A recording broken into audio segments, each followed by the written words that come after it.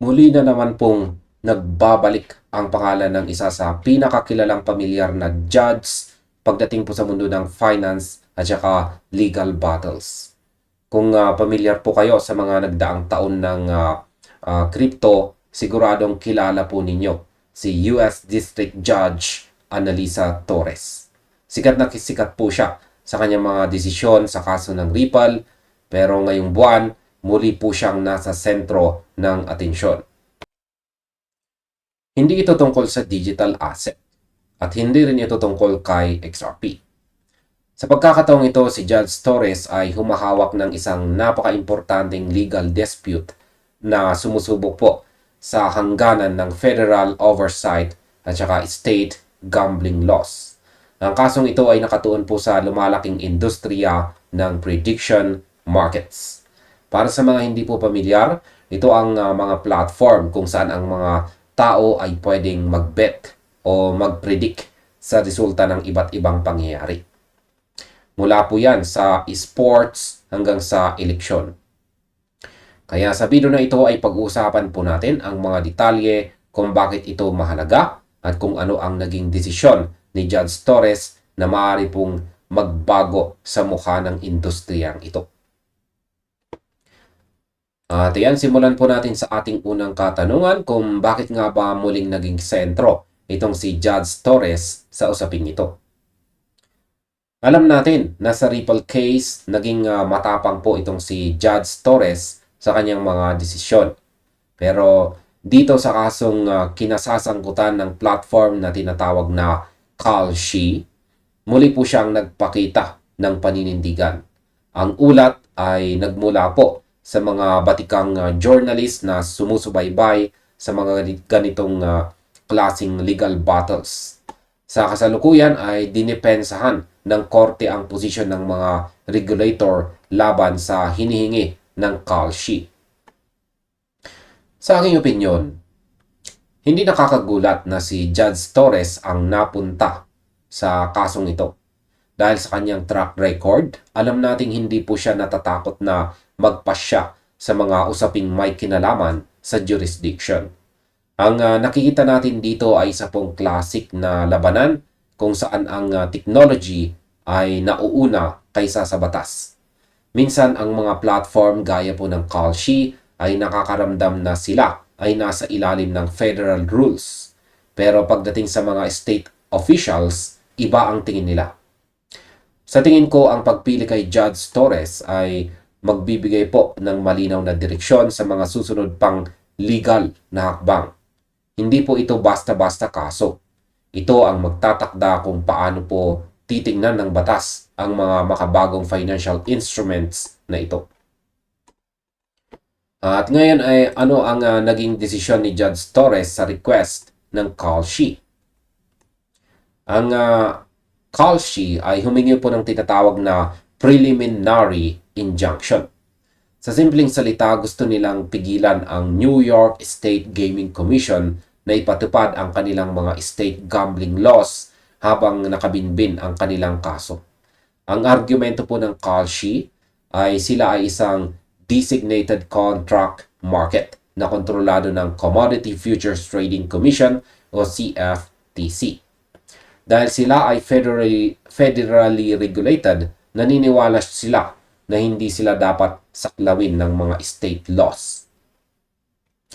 Pero hindi po ito kinagat ni Judge Torres. Sa yugtong ito ng litigation, dinipensahan ng korte ang position na ang New York gambling laws ay hindi po basta-basta mapapawalang bisa ng federal law pagdating sa mga sports-related event contracts ng Kalshi. Dahil dito nananatili pong malaya ang state na magpatupad ng kanilang mga batas habang tuloy-tuloy ang kaso. Sa aking opinyon, ang desisyong ito ay isa pong wake-up call para sa mga platform gaya ng Kalshi. Minsan ang mga kumpanya ay akala nila dahil regulated sila sa federal level, immune na sila sa state level. Pero sa kasong ito, ipinakita po ni Judge Torres na may kanya-kanyang teritoryo ang batas. Hindi ibig sabihin na dahil may federal regulation ka, ay exempted ka na sa mga lokal na batas, lalo na kung ang usapin ay gambling laws ng isang estado gaya ng New York. Ito po ay isang magandang halimbawa na ang preemption o yung pag-overrule ng federal law sa state law ay hindi ganoon kadaling gamitin bilang depensa. Masakit ito para sa Kalshi, pero tama lang na pag-aralan ang boundaries ng kanilang operasyon. Ngayon ay bakit nga ba nagkakatalo sa definisyon ng prediction markets? Dito po tayo sa medyo technical na parte. Ang laban ay nakasentro sa tanong kung saan ang prediction market ba ay isang financial product o ito ba ay sport betting. Ang Kalshi ay naninindigan na ang kanilang event contracts ay iba sa traditional na sports books. Sabi nila, gumagamit sila ng financial market infrastructure, order books, clearinghouses at iba pa. Para sa kanila, ito ay isang tool para sa hedging at saka price discovery, hindi lang basta pagsusugal. Sa kabilang banda, ang mga opisyal ng New York ay nananatili pong matigas. Para sa kanila, basta ang kontrata ay nakatali sa resulta ng sports, ito ay papasok sa definisyon ng gambling. At dahil dyan, kailangan ng kaukulang state authorization bago sila pwedeng mag-operate. Sa aking opinion, napaka-interesting nito dahil parang identity crisis ang kinakaharap ng mga prediction markets. Ang tanong, ano ba talaga kayo? Ang Kalshi ay ito po ay nagpipilit na sila ay financial market. Pero ang mga regulators ay nakakakita po ng bookie sa ilalim ng maskara. Kaya sa tingin ko, ang problema ay ang batas natin ay luma na. Ang batas sa pagsusugal ay isinulat noong hindi pa natin naisip ang mga platforms na gaya nito. Kaya naman ang mga platforms na ito ay pilit na sumisiksik sa financial regulation para maiwasan ang mga strict state gambling laws. Sa totoo lang, ang laban na ito ay hindi lang tungkol sa Kalshi, kundi tungkol sa kung paano natin bibigyang kahulugan ang finance sa makabagong panahon. Ngayon ay ano naman ang epekto nito sa hinaharap na regulatory battles? Malinaw na ang ruling ni Judge Torres ay naglalagay po ng presyon o pressure hindi lang sa Kalshi kundi sa iba pang kumpanya sa sektor na ito. Ang pananatili po ni Judge Torres sa gitna ng usapang ito ay nagbibigay po ng malaking bigat sa bawat desisyong ilalabas. Maraming legal observers ang naniniwala na gagawin ng Kalshi ang lahat para i-appeal ang desisyon, lalo na't nakasalalay dito ang kanilang operasyon sa New York. Ang desisyong ito ay nagpapalakas din sa posisyon ng mga state regulators.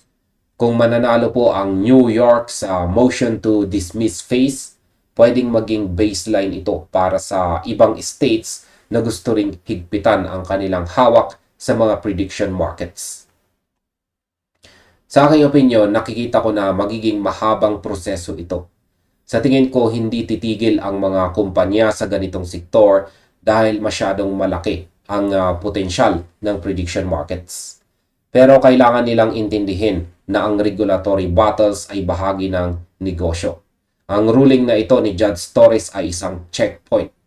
Hindi ito ang katapusan, pero ito ay isang malinaw na babala na hindi pwedeng shortcut ang makuha sa batas.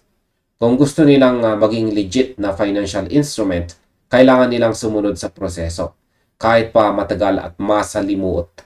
Ang susunod na mangyayari sa kasong ito ay siguradong pagmamasdan ng buong industriya dahil ang resulta ay magsisilbing precedent o basihan para sa mga susunod na hamon.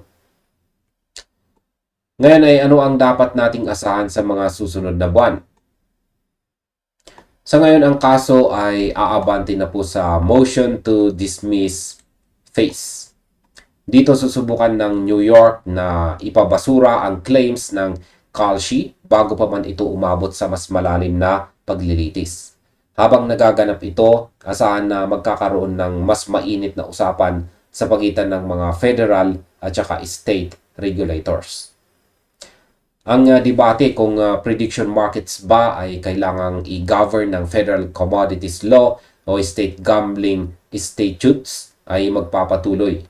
Hindi ito mawawala bukas. Ang laban na ito ay sumasalamin sa mas malawak na problema ng kawalan ng malinaw na polisiya para sa mga ganitong klaseng teknolohiya. Kaya sa tingin ko, ang bawat desisyon ni Judge Torres sa yugtong ito ay parang isang puzzle piece.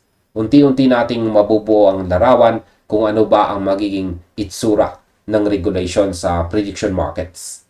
Para sa mga traders at participants sa ganitong platforms, ito ay isang mahalagang update.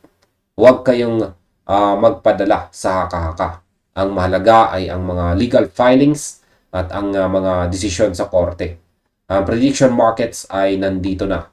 Pero ang question mark ay kung anong rules ang kanilang lalaruin.